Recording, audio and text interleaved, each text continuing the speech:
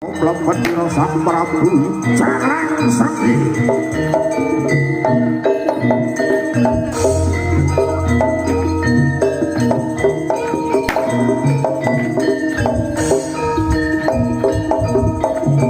Prabu Jaleng sregeng sami ngreksa panjaluk ambing galati dari prajurit Manggarang ing prajurit Prabu Kulana Sewanggana.